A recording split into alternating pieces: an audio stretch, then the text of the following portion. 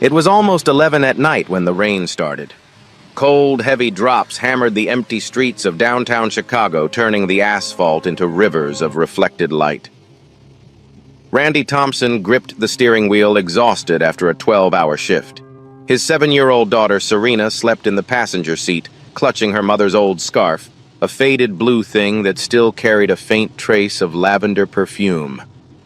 Then he saw her, a woman walking alone on the wet sidewalk. No umbrella, no bodyguard, no luxury car waiting. He recognized her immediately, Ella Carter, CEO of Sterling Corp., the most powerful woman in the company, the one nobody dared look in the eye.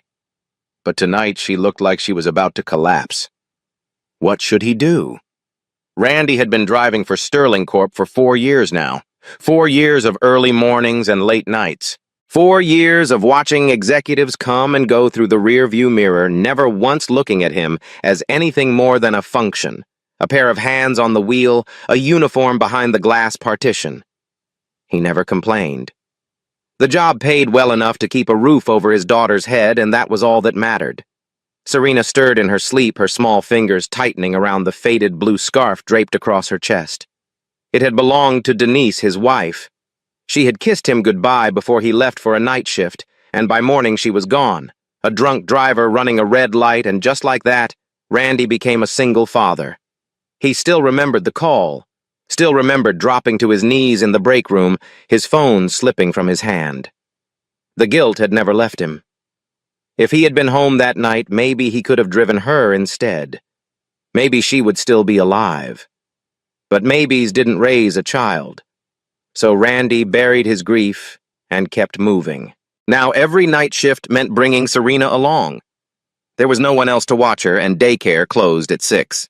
She had grown used to sleeping in the passenger seat, her mother's scarf pressed against her cheek like a security blanket. She never let it go, not even when Randy tried to wash it. Tonight had been longer than usual. A last-minute delivery across town, then waiting 2 hours for a client who never showed. By the time Randy clocked out, his shoulders ached and his eyes burned with exhaustion. All he wanted was to get Serena home, tuck her into bed, and maybe catch 4 hours of sleep before the morning shift. And now this. The woman on the sidewalk moved with slow, unsteady steps. She wasn't rushing to find shelter, wasn't looking for a place to wait out the storm. She walked like someone who had nowhere to go, like someone who had already given up. Randy knew who Ella Carter was. Everyone at Sterling did. She had built the company into a billion-dollar empire through sheer force of will. She was the woman who stepped out of the private elevator each morning, crossed the lobby with her security team, and delivered speeches with the kind of cold precision that made grown men nervous. But the woman on that sidewalk looked nothing like the Ella Carter he knew. Her shoulders were hunched. Her designer heels had been abandoned somewhere. She was barefoot now, splashing through puddles like she didn't even notice. Her hair, usually perfect, hung in wet strands around her face. She looked broken. Randy kept driving. His hands moved automatically, guiding the car forward, putting distance between himself and whatever he had just witnessed. It wasn't his problem. She was a CEO. She had resources, connections, people paid to take care of her. If she wanted help, she could call someone, a driver, a bodyguard, anyone. Who was he to interfere? A nobody.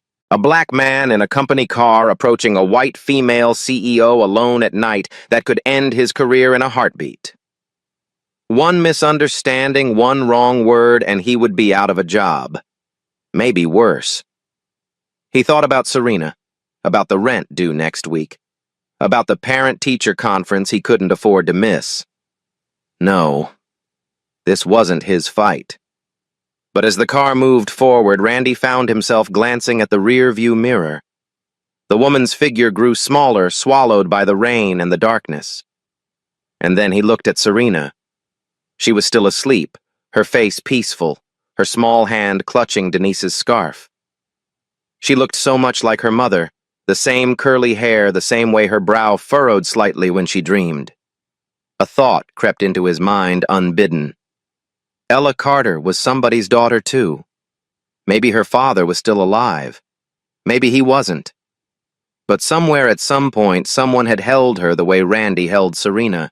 Someone had loved her before the world turned her into a title, a position, a name people feared. And tonight, that someone's daughter was walking alone in the rain, looking like she was about to fall apart. Randy thought about Denise again, about the night she died, about how she had been alone on that road, and how he would never know if she had been scared, if she had wished someone would stop. What if someone had seen her? What if someone had helped? He looked at Serena one more time. Then he turned the car around. The rain seemed to grow heavier as Randy drove back, his heart pounding against his ribs. He told himself this was stupid. He told himself he was risking everything for a woman who probably wouldn't even remember his name. But he kept driving anyway. When he spotted her again, she had stopped walking. She stood motionless on the sidewalk, her head bowed, her body swaying slightly like a tree about to fall. Randy pulled the car to the curb and rolled down the window. The rain immediately splashed against his face, cold and sharp. She didn't look up. "Ms. Carter." His voice came out rougher than he intended. He cleared his throat and tried again. "Ms. Carter, I'm Randy Thompson.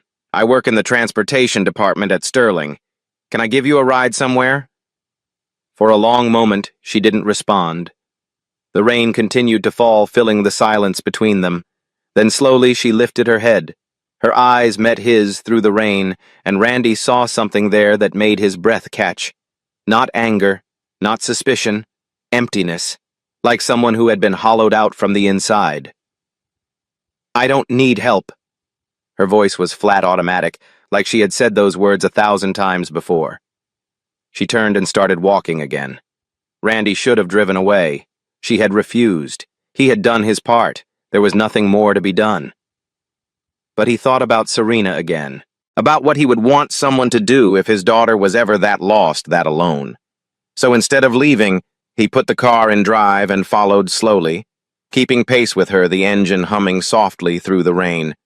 He didn't say anything else.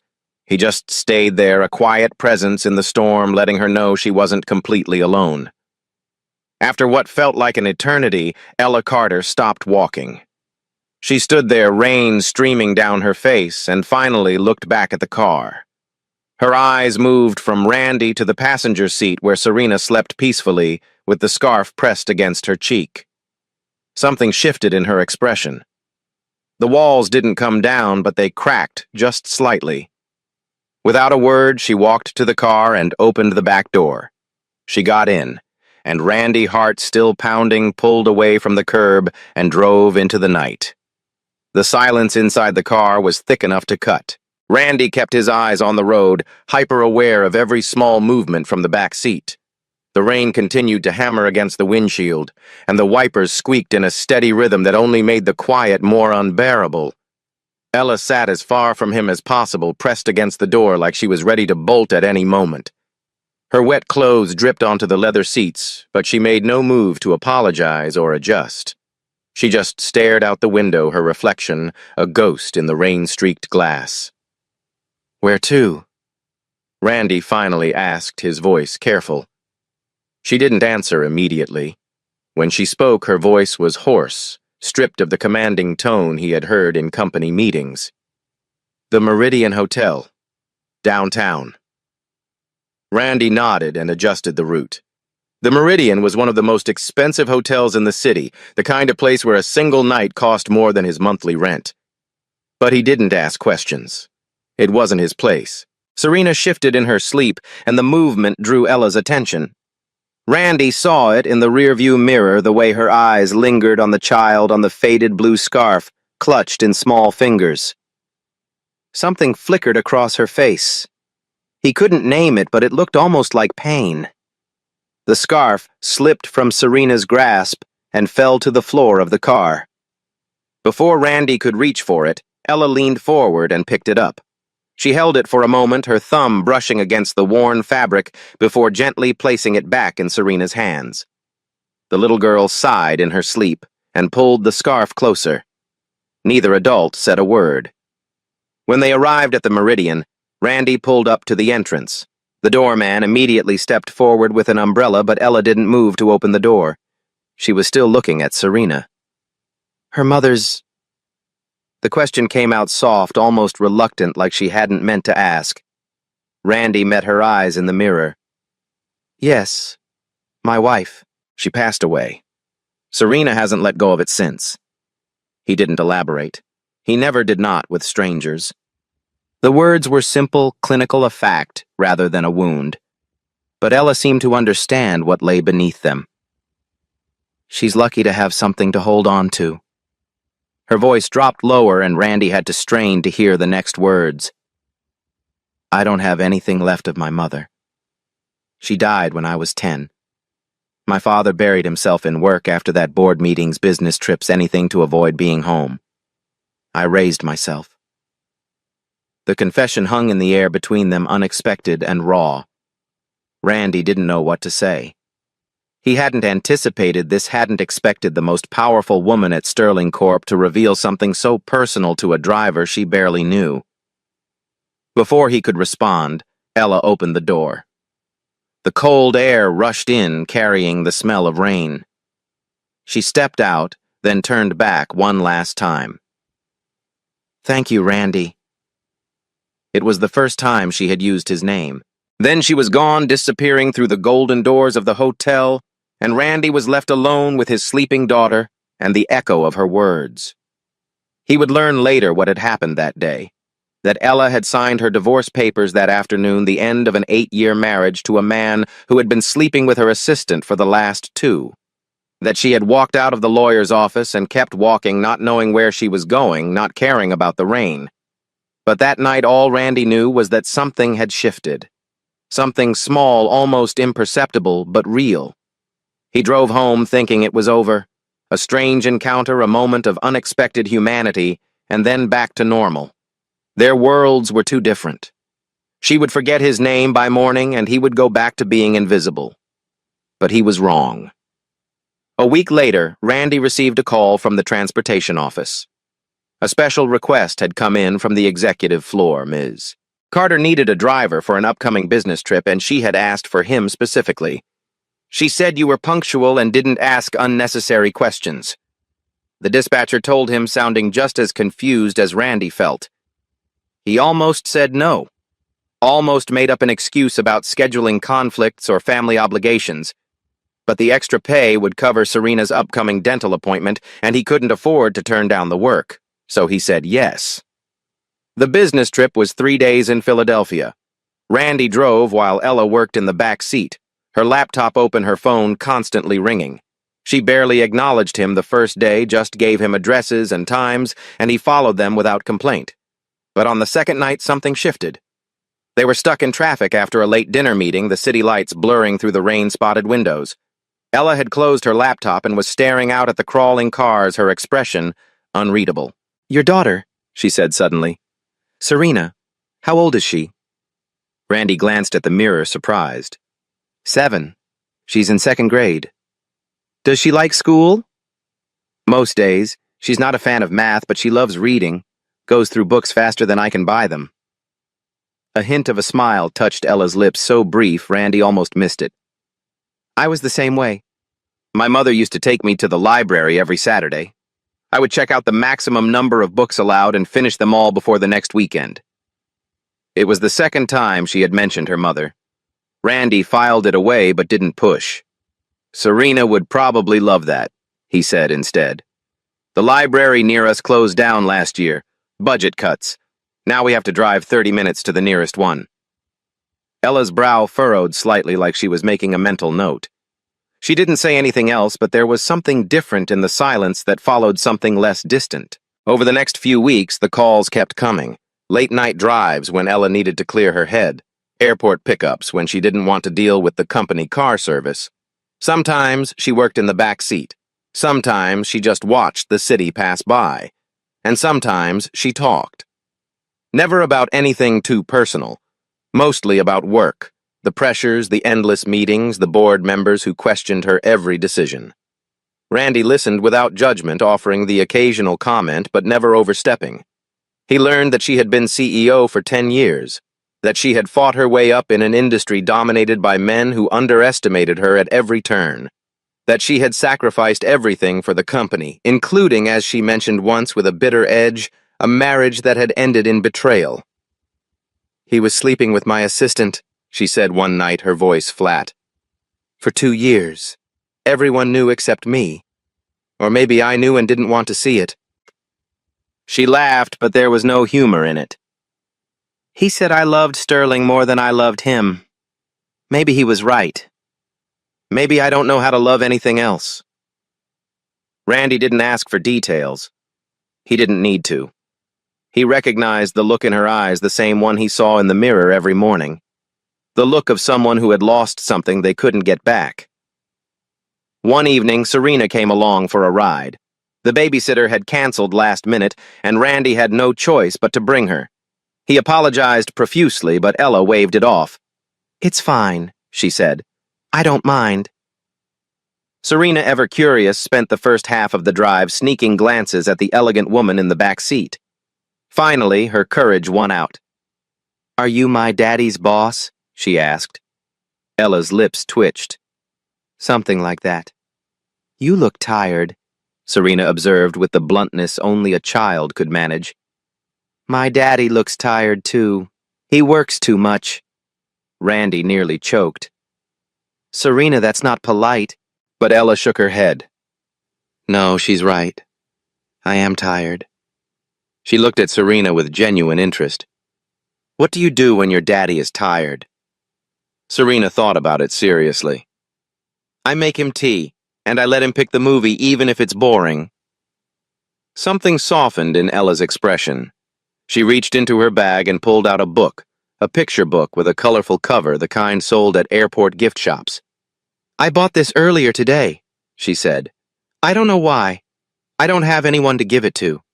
She held it out to Serena. "Would you like it?" Serena's eyes went wide. She looked at Randy for permission, and when he nodded, she took the book with both hands like it was made of gold. "Thank you," she whispered.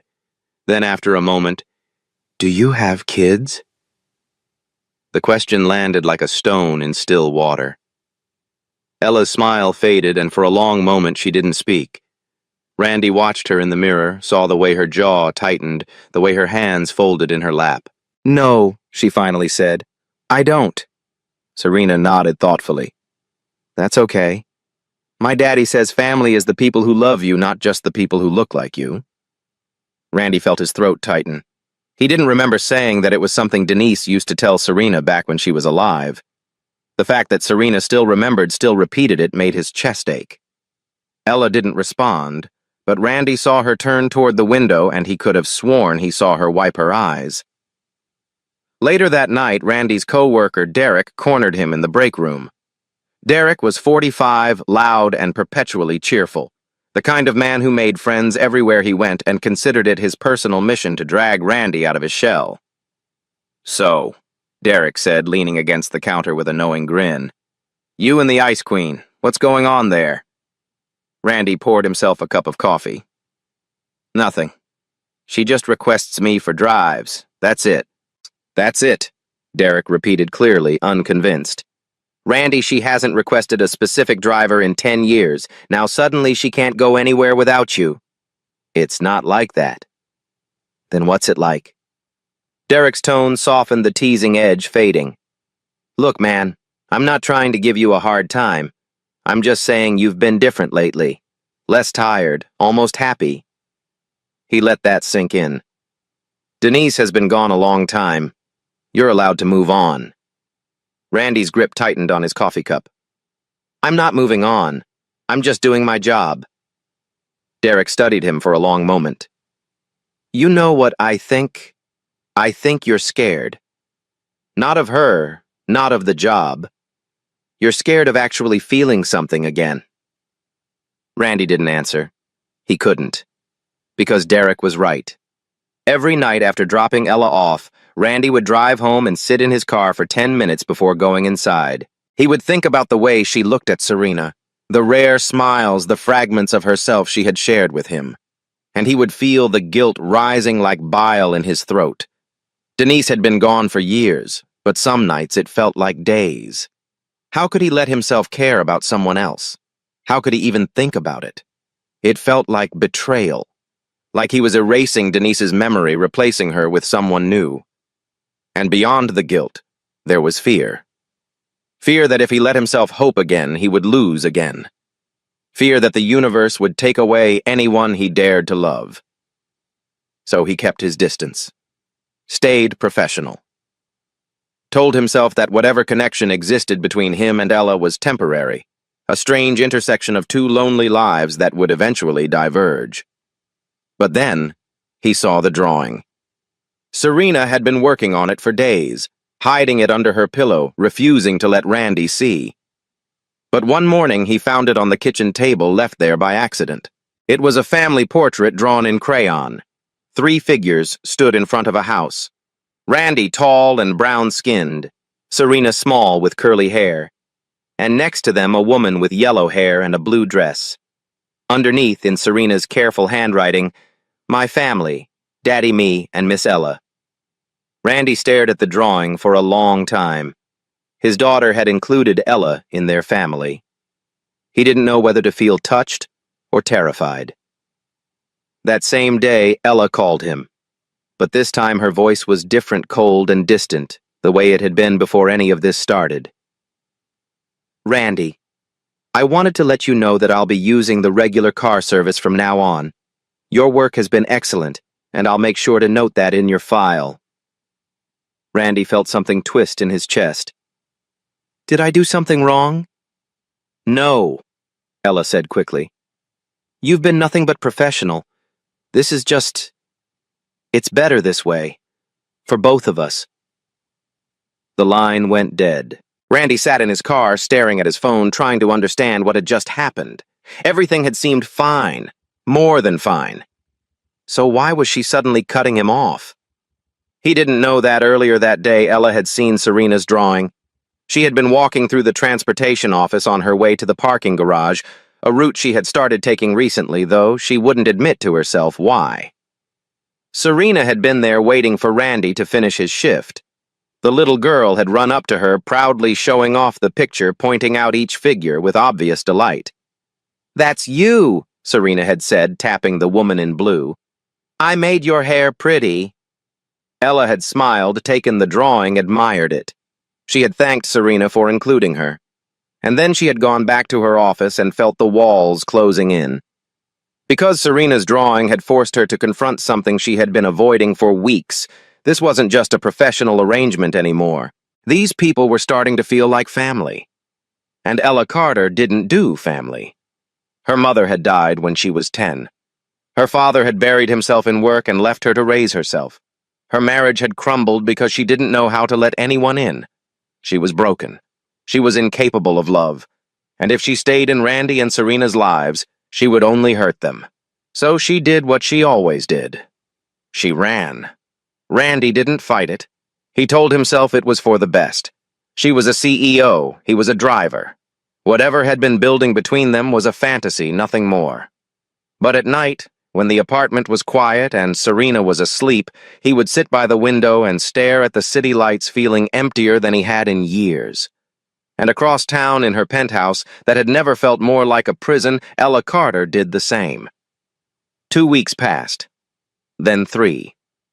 Randy went back to his regular shifts, his regular routes, his regular life. He told himself nothing had changed. But everything felt different now, dimmer somehow, like someone had turned down the brightness on the world. Serena noticed. She stopped asking about Miss Ella after the first week when Randy couldn't give her a satisfying answer. But she grew quieter, more withdrawn. She stopped reading the picture book Ella had given her, leaving it untouched on her nightstand. And then one morning, Randy found the blue scarf stuffed in the back of Serena's closet. His heart dropped. He pulled it out, the familiar fabric soft and worn in his hands, still carrying that faint trace of lavender. "Serena." He found her in the kitchen, pushing cereal around her bowl without eating. "Why did you hide Mommy's scarf?" She didn't look up. "I don't want it anymore." "What, sweetheart, you love this scarf. You've slept with it every night since... I don't want to remember anymore." Her voice cracked, and when she finally raised her eyes, they were filled with tears. Every time I hold it, you get sad. Every time I talk about Mommy, you look like you're going to cry. I don't want to make you sad anymore, Daddy." Randy felt like someone had reached into his chest and squeezed. He knelt down beside her, pulling her into his arms. She was so small, so fragile, carrying a weight no 7-year-old should ever have to bear. "Serena, no. You don't make me sad. I just miss Mommy, that's all. But you never smile anymore," she whispered into his shoulder. "You used to smile before. When Miss Ella was around, you smiled more." The words hit him like a punch. A few days later, Serena's teacher called. She wanted to meet with Randy after school. He sat in the tiny plastic chair meant for second graders, feeling oversized and out of place, while Mrs. Patterson pulled out a sheet of paper. "Serena wrote this for a class assignment," she said gently. "I thought you should see it." It was a short essay written in Serena's careful handwriting. The prompt had been, "What I wish for." Serena had written, "I wish my daddy could be happy. He works hard and he takes care of me, but he never laughs. Mommy always said Daddy was the prettiest when he smiled. I want to see him smile again. I want him to know it's okay to be happy, even if Mommy is gone." Randy read it 3 times. The words blurred as his eyes filled with tears. He had spent years trying to protect Serena from his grief. Years of holding everything in, of being strong, of never letting her see him break. And all this time she had been watching, learning, believing that love meant suffering, that happiness was something to feel guilty about. He had taught his daughter that joy was a betrayal. That night, after Serena fell asleep, Randy drove to the cemetery. He hadn't been back since the funeral. He had told himself it was because he was too busy, too tired, too practical for sentimental gestures. But the truth was simpler. He was afraid. Afraid that standing at Denise's grave would make the loss real in a way he couldn't handle. The cemetery was quiet under the moonlight.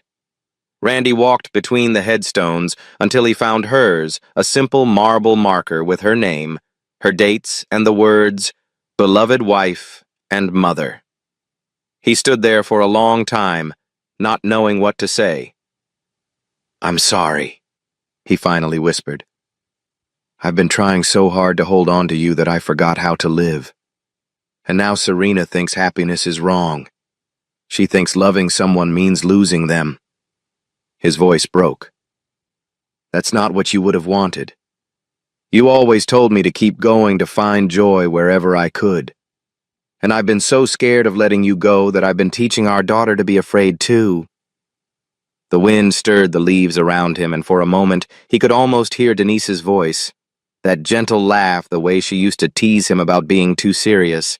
"You'd probably tell me I'm being an idiot," he said, half smiling through his tears. "You'd tell me to stop moping and go after what I want."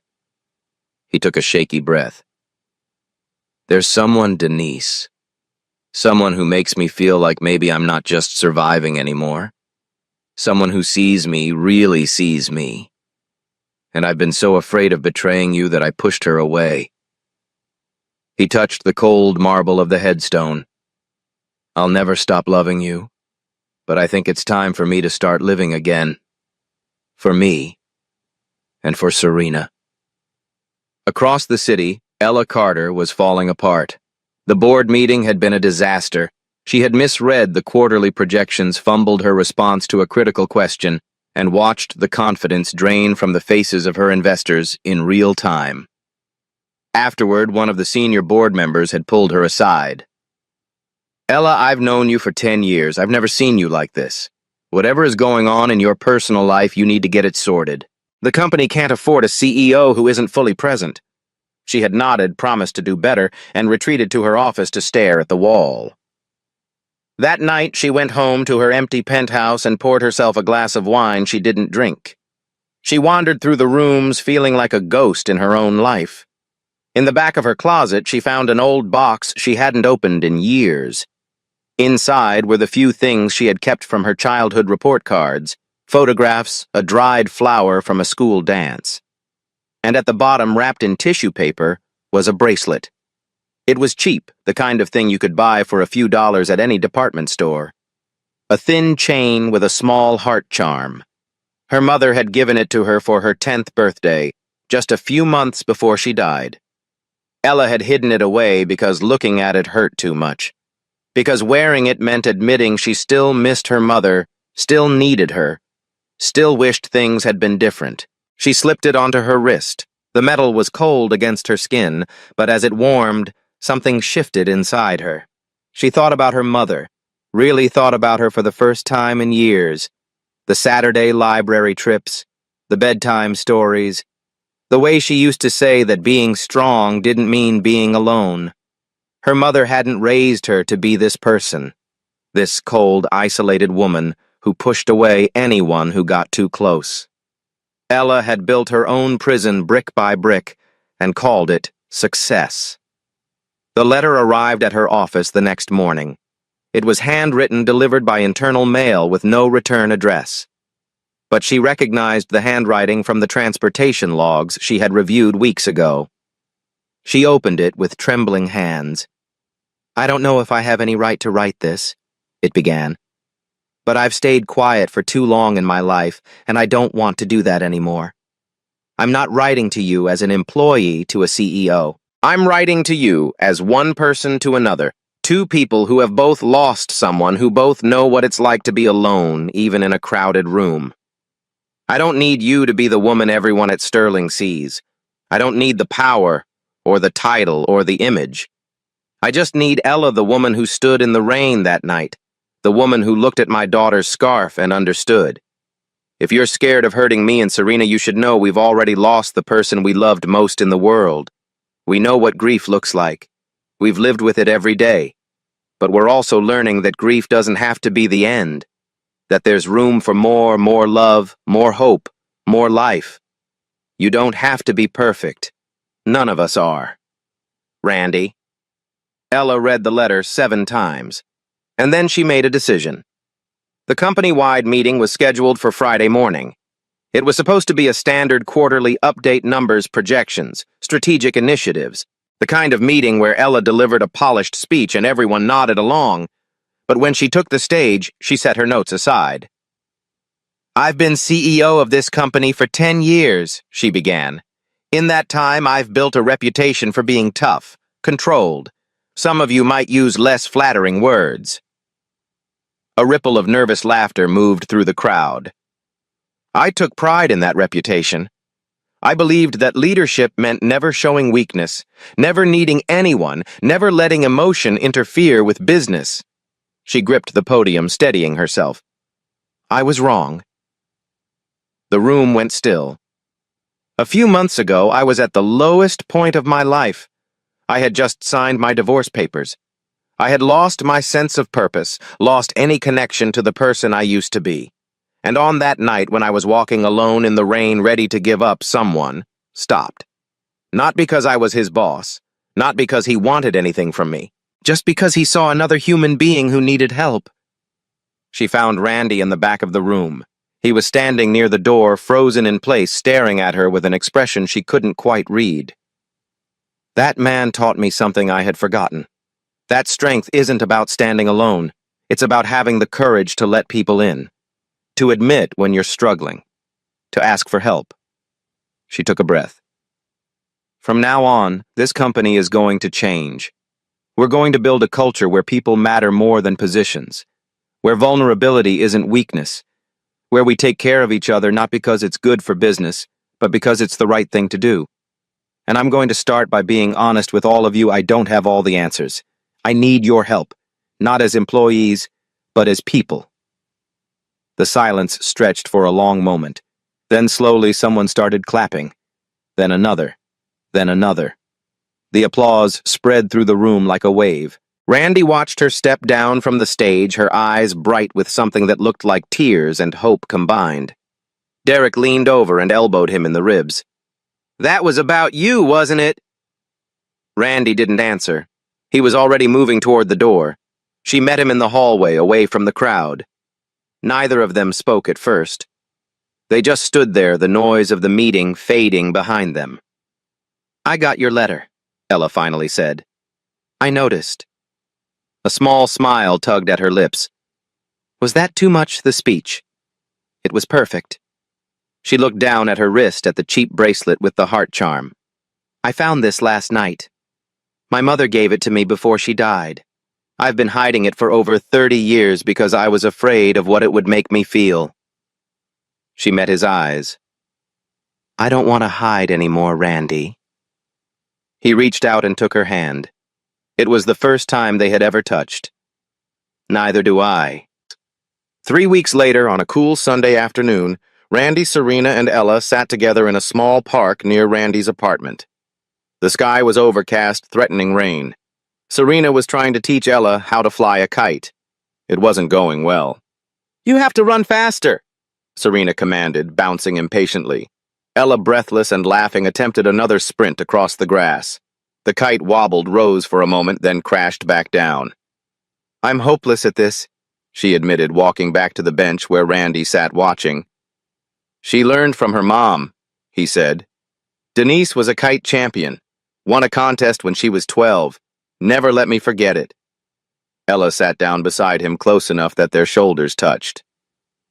Do you think she would have minded Denise, about us? Randy thought about the cemetery, about Denise's laugh, about all the times she had told him that life was too short to be afraid. No, he said. I think she would have told me it took me long enough. Serena came running back, grabbing both their hands. It's going to rain. We have to go. The first drops began to fall as they stood up together, but this time none of them minded the rain.